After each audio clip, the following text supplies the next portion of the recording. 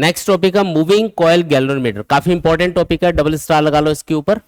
Moving coil galvanometer ये एक ऐसा डिवाइस है जो कि करंट या वोल्टेज को मेजर करने के लिए यूज किया जाता है।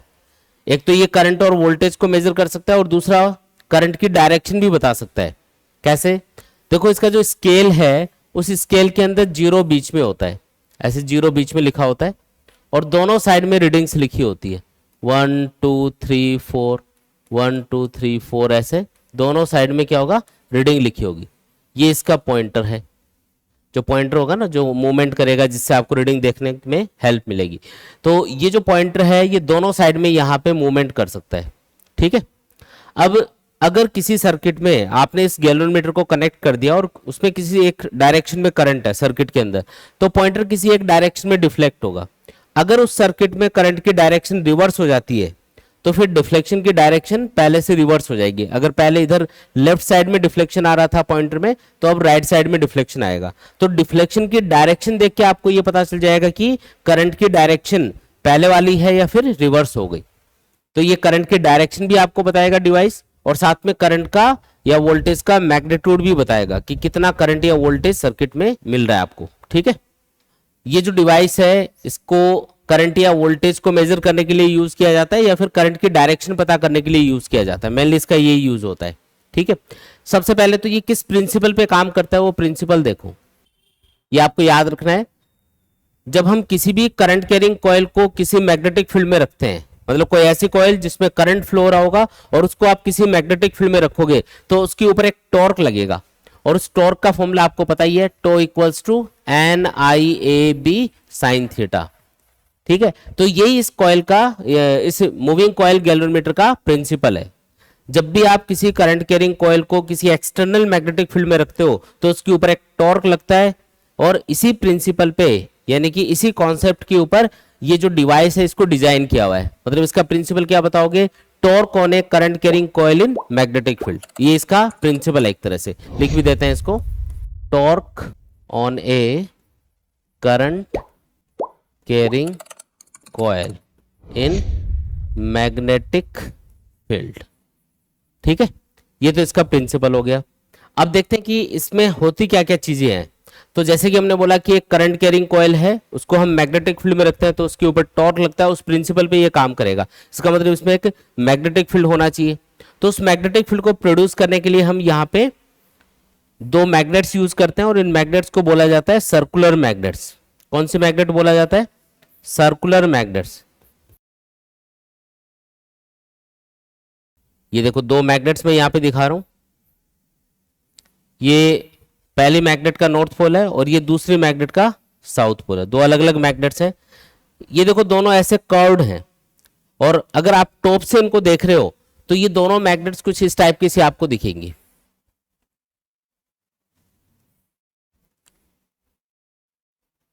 ये पहली मैग्नेट है जिसका नॉर्थ पोल है ये, और ये है सेकंड मैग्नेट जिसका ये साउथ पोल है। अगर आप ध्यान से देखोगे तो इनके बीच में देखो एक सर्कल जैसा बन रहा है ना, इस तरीके से कर्व्ड होती है, तो इनको बोलते हैं सर्कुलर मैग्नेट्स। क्या बोलते हैं इनको? सर्कुलर मैग्नेट्स बोलते हैं, क्योंकि ऐसा एक सर्कल जैसा बनेगा। और इनका जो मैग्नेटिक फील्ड है वो भी स्पेशल होता है। जो मैग्नेटिक फील्ड है वो हमेशा नॉर्थ पोल से साउथ पोल की तरफ होता है। तो यहाँ पे जो मैग्नेटिक फील्ड होगा वो नॉर्थ पोल की साउथ पोल की तरफ तो होगा, लेकिन ये जो सर्कल जैसा बन रहा है बीच में, इसकी रेडियस के अलोंग होगा, इसलिए उसको बोलते हैं रेडियल मैग्नेटिक फील्ड।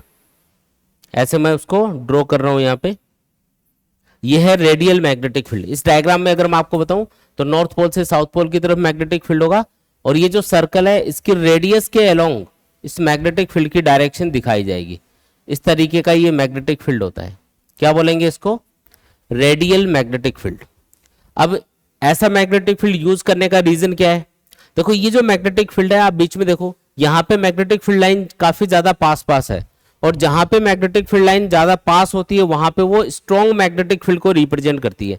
यानी कि अगर आप ये सर्कुलर मैग्नेट्स यूज करते हो तो बीच में इन दोनों मैग्नेट्स के बीच में जहां पे हम कॉइल को रखने वाले हैं उसको मैक्सिमम मैग्नेटिक फील्ड मिलेगा, और मैक्सिमम मैग्नेटिक फील्ड मिलने की वजह से क्या होगा, जो उस पर टॉर्क लगेगा इस फॉर्मूले के अकॉर्डिंग, अगर बी की वैल्यू ज्यादा होगी तो टॉर्क ज्यादा लगेगा और इजीली कॉइल मूव कर पाएगी, जिसे हम इजीली रीडिंग नोट कर पाएंगे।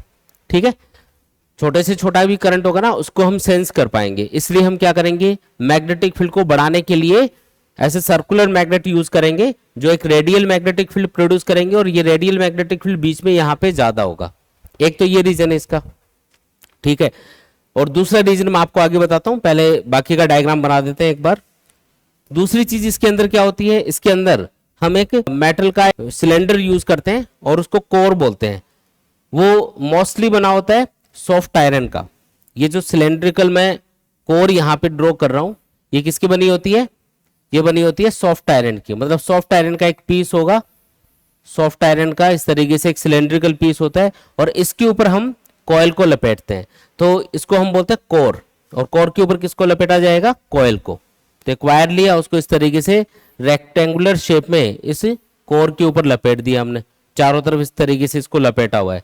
फिर इसकी जो दोनों टर्मिनल्स हैं इनको अलग कर लेंगे, इनको सर्किट में कनेक्ट किया जाएगा ताकि आप रीडिंग्स वगैरह नोट कर पाओ। जैसे इसमें दिखा रखा है ना, ये टर्मिनल है, तो इनको आप सर्किट में कनेक्ट करते हो। तो ये दोनों टर्मिनल्स हैं, टर्मिनल 1 और 2, ये वाले, इनको आप सर्किट में कनेक्ट करोगे, ठीक है।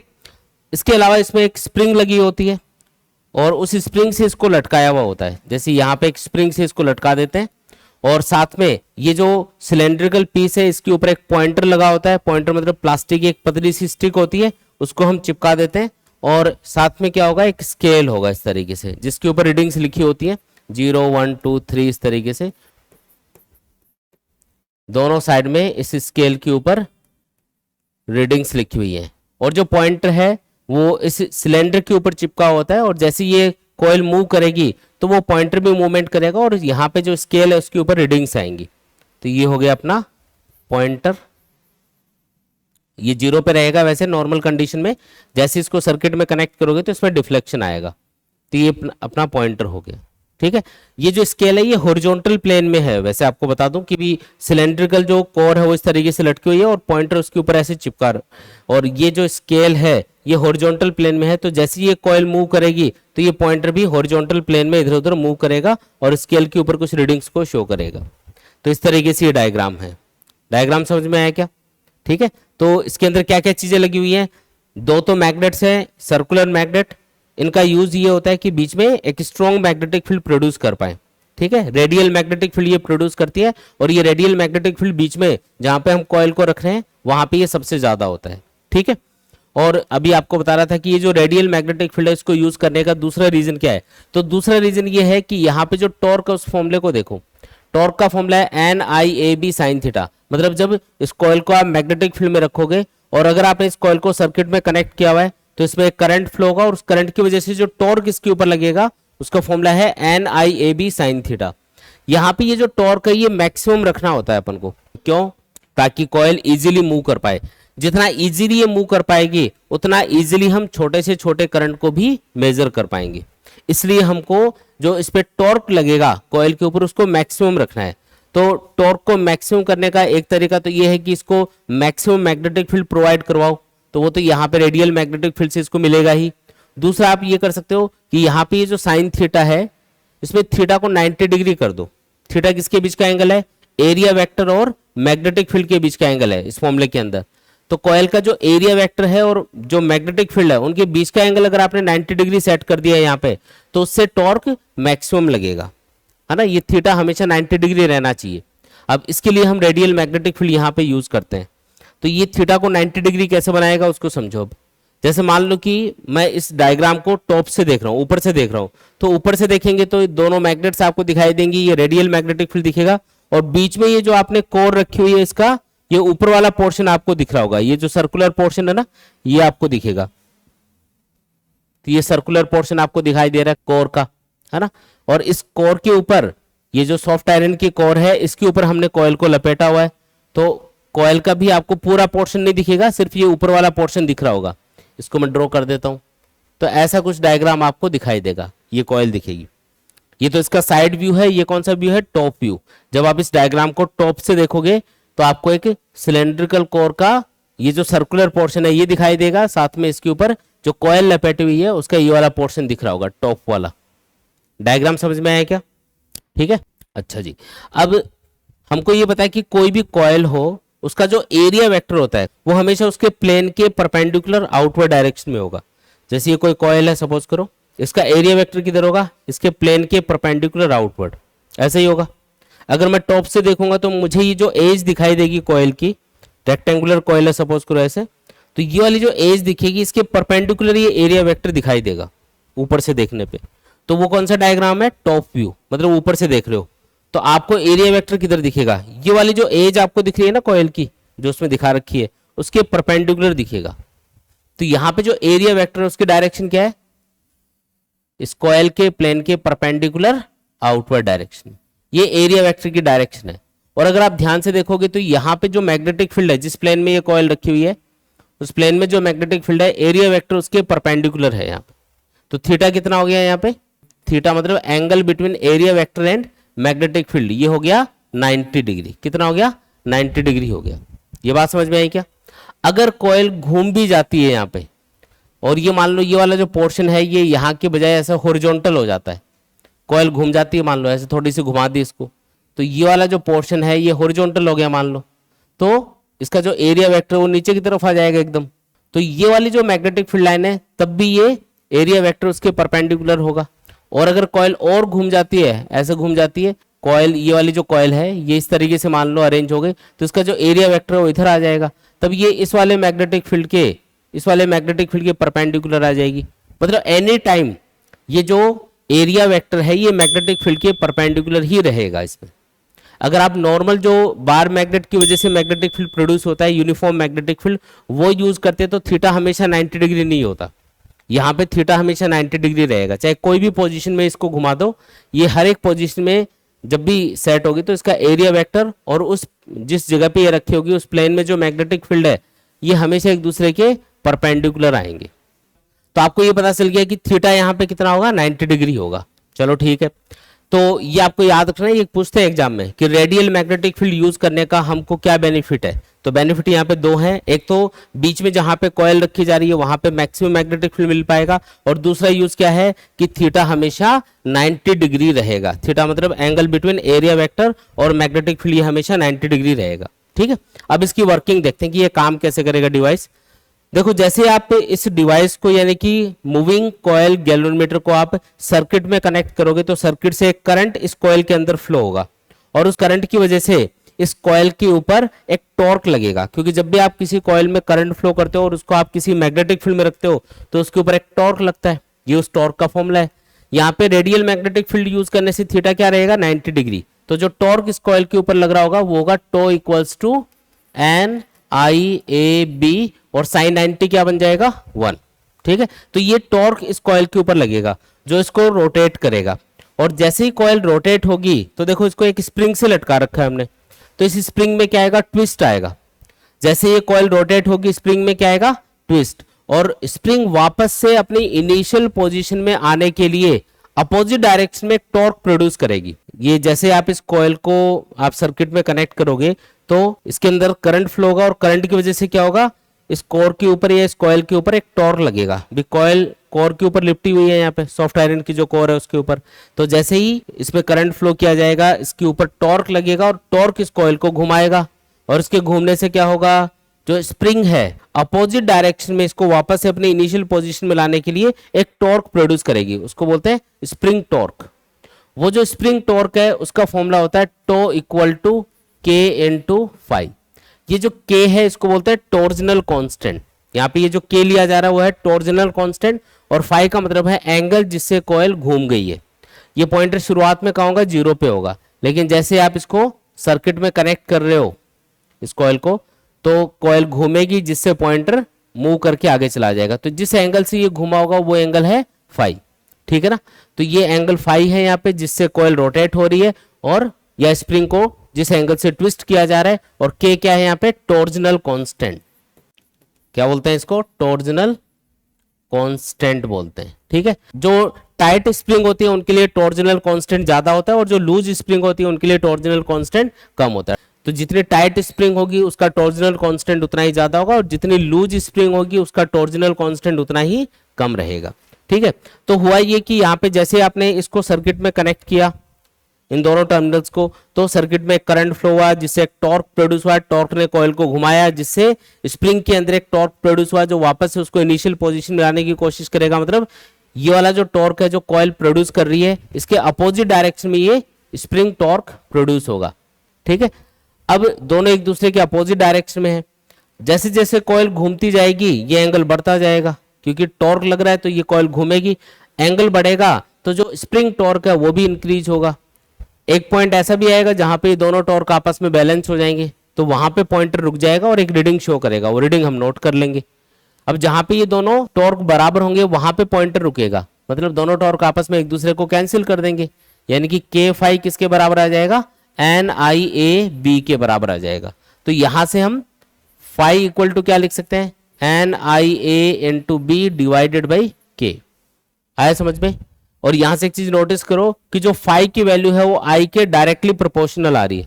इसका मतलब जितना ज्यादा करंट होगा सर्किट के अंदर उतना ही ज्यादा पॉइंटर में डिफ्लेक्शन आएगा, उतना ही ज्यादा कॉइल डिफ्लेक्ट होगी, यानी कि पॉइंटर उतना ही आगे डिफ्लेक्ट हो जाएगा। तो डिफ्लेक्शन किसके डायरेक्टली प्रोपोर्शनल है, करंट के। तो डिफ्लेक्शन की आपको डिफ्लेक्शन देख के ये पता लगा लेना है कि भी करंट ज्यादा है या कम है। अगर डिफ्लेक्शन ज्यादा आ रहा है तो करंट ज्यादा है सर्किट में, डिफ्लेक्शन कम आ रहा है तो करंट कम है। ठीक है, फिर ये जो गैल्वेनोमीटर आपने बनाया है ये कितना सेंसिटिव है, मतलब करंट या वोल्टेज की छोटी से छोटी वैल्यू को मेजर कर पाएगा या नहीं कर पाएगा। इसको बताने के लिए दो टर्म हम डिफाइन करेंगे जिनको बोला जाता है करंट सेंसिटिविटी और वोल्टेज सेंसिटिविटी। करंट सेंसिटिविटी और दूसरी टर्म क्या है, वोल्टेज सेंसिटिविटी। देखो सेंसिटिविटी का मतलब है कि कोई भी इंस्ट्रूमेंट जिस चीज को मेजर करने के लिए उसको आपने डिजाइन किया हुआ है वो उस चीज की छोटे से छोटी वैल्यू को अगर मेजर कर पा रहा है तो उसका मतलब वो ज्यादा सेंसिटिव है। और अगर वो सिर्फ बड़ी बड़ी वैल्यूज मेजर कर रहा है, छोटी छोटी वैल्यूज को मेजर ही नहीं कर पा रहा, इसका मतलब उसकी सेंसिटिविटी कम है। तो यहाँ पे ये जो गैल्वेनोमीटर है इसकी सेंसिटिविटी चेक करने का तरीका है, जैसे करंट सेंसिटिविटी चेक करनी है तो इसका फॉर्मूला होगा फाई अपॉन आई। मतलब ये चेक करो कि कितना उसमें डिफ्लेक्शन आया कॉइल में और कितना करंट उसमें फ्लो किया गया है, उन दोनों को डिवाइड कर दो आपस में, तो ये जो रेशियो होगा इसी को हम क्या बोलेंगे, करंट सेंसिटिविटी बोलेंगे। इसको वैसे बोला जाता है डिफ्लेक्शन पर यूनिट करंट, क्योंकि डिफ्लेक्शन को आपने करंट इन द कॉइल से डिवाइड कर दिया तो ये आ गया अपने पास में डिफ्लेक्शन पर यूनिट करंट, मतलब यूनिट करंट से, यानी कि 1 एम्पियर करंट से कॉइल में कितना डिफ्लेक्शन आ रहा है उसी को हम क्या बोल रहे हैं, करंट सेंसिटिविटी बोल रहे हैं। इसका फॉर्मूला यहां से देख के बताओ क्या आएगा, जैसे आई को फाई के नीचे लिख दो तो ये फाई अपॉन आई क्या बन जाएगा, N A B divided by K. क्या बन गया formula, N A B divided by K. तो ये है करंट सेंसिटिविटी का फॉर्मूला। अगर आपको पूछे भी किस तरीके से आप करंट सेंसिटिविटी इंक्रीज कर सकते हो गैल्वेनोमीटर की, तो देखो ये तीनों चीजें तो इंक्रीज कर दो, यानी कि number of turns in the coil, area of the coil और मैग्नेटिक फील्ड जिसमें उसको रखा जा रहा है, ये तो तीनों इंक्रीज करो। और के यानी कि torsional constant of the spring, ये आप कम से कम रखो, मतलब लूज स्प्रिंग यूज करो। अगर आप लूज स्प्रिंग यूज करोगे तो इजीली कॉइल मूव कर पाएगी, अगर आप टाइट स्प्रिंग यूज कर लोगे तो कॉइल को वो मूव ही नहीं करने देगी। इसका मतलब आपको स्प्रिंग कैसी यूज करनी है, लूज स्प्रिंग यूज करनी है जिसका टॉर्जनल कांस्टेंट कम हो। फिर है वोल्टेज सेंसिटिविटी, तो इसका फॉर्मूला होता है डिफ्लेक्शन डिवाइडेड बाई वोल्टेज, जो आपने उसके अक्रॉस लगा रखा होगा। जैसे किसी पोटेंशियल डिफरेंस को मेजर करना है आपको by using a moving coil galvanometer, तो वो पोटेंशियल डिफरेंस कितना है उससे कॉइल में कितना डिफ्लेक्शन आ रहा है, उस डिफ्लेक्शन को उस वोल्टेज से डिवाइड कर दो तो वो आएगा अपने पास में वोल्टेज सेंसिटिविटी। इसको वैसे पढ़ा जाएगा डिफ्लेक्शन पर यूनिट वोल्ट, मतलब 1 वोल्ट का पोटेंशियल डिफरेंस अप्लाई करने से कितना डिफ्लेक्शन आ रहा है कॉइल में, उसी को बोलते हैं वोल्टेज सेंसिटिविटी। फॉर्मूला क्या बन जाएगा इसका, V को ओम्स लॉ के अकॉर्डिंग I इंटू आर लिख सकते हैं, और फाई अपॉन आई तो हम ऑलरेडी यहाँ पे इस फॉर्मूले से लिख ही चुके हैं, तो ये बन जाएगा एन फाई अपॉन आई तो लिखेंगे N A B divided by K into R. Phi upon I की जगह तो लिख दिया एन ए बी अपॉन के, और आर पहले से है नीचे तो एन ए बी अपॉन के आर, ये बन गया फॉर्मूला। अब इसको देख के बताओ कि किस तरीके से आप वोल्टेज सेंसिटिविटी गैल्वेनोमीटर की इंक्रीज कर सकते हो। तो एन ए बी इन तीनों को इंक्रीज करना है, और के यानी कि टॉर्जनल कांस्टेंट और रेजिस्टेंस ऑफ द कॉइल, ये जो कॉइल यूज की जा रही है उसका रेजिस्टेंस आर, उसको आपको मिनिमम रखना है। ठीक है, तो उससे आप वोल्टेज सेंसिटिविटी इंक्रीज कर सकते हो। तो ये तरीका है जिससे वोल्टेज सेंसिटिविटी इंक्रीज हो जाएगी। आया समझ में? एक बार रिवाइज करवा देता हूं वापस। देखो ये जो डिवाइस है ये किस चीज को मेजर करने के लिए डिजाइन किया हुआ है, वोल्टेज और करंट दोनों को मेजर करेगा, साथ में करंट की डायरेक्शन भी बताएगा। किस प्रिंसिपल पे ये काम करता है, तो torque on A current carrying coil in magnetic field, इस प्रिंसिपल पे ये काम करता है। जब भी आप किसी करंट कैरिंग कॉइल को किसी एक्सटर्नल मैग्नेटिक फील्ड में रखोगे तो उसके ऊपर एक टॉर्क लगेगा और इस प्रिंसिपल पे ये डिवाइस काम करेगा। क्या क्या चीजें इसमें लगी होती हैं, दो सर्कुलर मैग्नेट्स होती है जो एक रेडियल मैग्नेटिक फील्ड प्रोड्यूस करती हैं, बीच में एक सॉफ्ट आयरन की कोर रखी होती है जिसके ऊपर कॉपर की एक वाइंडिंग की हुई होती है, ये कॉइल लपेटी हुई होती है, और साथ में एक स्प्रिंग लगी होती है, साथ में एक पॉइंटर होगा और एक स्केल होगा जिसके ऊपर हम रीडिंग्स को नोट कर पाएंगे। फिर जैसे इसको सर्किट में कनेक्ट करोगे इस कॉइल में करंट फ्लो होगा, वो करंट क्या करेगा, एक टॉर्क प्रोड्यूस करेगा कॉइल के अंदर जो होगा NIAB, साइन थीटा तो यहाँ पे 90 डिग्री होगा ना रेडियल मैग्नेटिक फील्ड की वजह से, इसलिए साइन 91 हो गया, तो टॉर्क लगेगा NIAB, और इस टॉर्क की वजह से कॉइल घूमेगी जिससे स्प्रिंग में ट्विस्ट आएगा, है ना, और ट्विस्ट की वजह से ये जो स्प्रिंग है ये खुद भी एक टॉर्क अपने अंदर प्रोड्यूस करेगी इस स्प्रिंग को वापस से अपनी इनिशियल स्टेट में लाने के लिए, जिसको हम बोलते हैं स्प्रिंग टॉर्क। इस स्प्रिंग टॉर्क का फॉर्मूला होता है K/φ। K को क्या बोला जाता है, टॉर्जनल कांस्टेंट, ठीक है। फाई का मतलब है डिफ्लेक्शन जो इस कॉइल के अंदर आ रहा होगा। अब जैसे ही कॉइल मूव करेगी तो डिफ्लेक्शन यहाँ पे बढ़ता जाएगा, एक पॉइंट ऐसा आएगा जहां पे डिफ्लेक्शन की वजह से जो टॉर्क यहाँ पे आपको मिलेगा स्प्रिंग के अंदर और जो टॉर्क यहाँ पे कॉइल करंट की वजह से प्रोड्यूस कर रही है वो आपस में बैलेंस हो जाएंगे, और जहां पे ये दोनों बैलेंस होंगे वहां पे पॉइंट रुक जाएगा या कॉइल रुक जाएगी। और क्योंकि ये दोनों बैलेंस हो चुके हैं, स्प्रिंग की वजह से लगने वाला टॉर्क और करंट की वजह से प्रोड्यूस होने वाला टॉर्क, तो दोनों को बराबर कर दिया, इससे फाई इक्वल टू आ गया NIAB/K, और इससे हमको ये समझ में आया कि जो फाई और आई है यानी कि डिफ्लेक्शन और करंट आउट दोनों एक दूसरे के डायरेक्टली प्रोपोर्शनल है। मतलब जितना ज्यादा इस कॉइल में आप करंट फ्लो करोगे या सर्किट में अगर करंट ज्यादा होगा तो इस पॉइंटर में डिफ्लेक्शन भी ज्यादा आएगा या कॉइल में डिफ्लेक्शन भी ज्यादा आएगा, ठीक है। तो डिफ्लेक्शन देख के हम करंट का मैग्नीट्यूड बता सकते हैं, डिफ्लेक्शन ज्यादा तो करंट का मैग्नीट्यूड ज्यादा, डिफ्लेक्शन कम तो करंट कम, ठीक है। फिर दो टाइप की सेंसिटिविटी हमने इसके लिए डिफाइन करी, करंट सेंसिटिविटी और वोल्टेज सेंसिटिविटी। करंट सेंसिटिविटी का मतलब है करंट को मेजर करने के लिए कितना सेंसिटिव है डिवाइस। फॉर्मूला क्या होगा इसका, current deflection divided by current, जिसको सॉल्व करने पे आएगा NAB/K इस फॉर्मूले से। और वोल्टेज सेंसिटिविटी का फॉर्मूला है φ/V यानी कि डिफ्लेक्शन पर यूनिट वोल्ट, और V को IR लिखोगे तो φ/I की वैल्यू यहां से पुट करने के बाद में फॉर्मूला बनेगा NAB/KR। तो इस तरीके से आप वोल्टेज सेंसिटिविटी इस फॉर्मूले से कैलकुलेट कर सकते हो अगर पूछी जाए तो, ठीक है।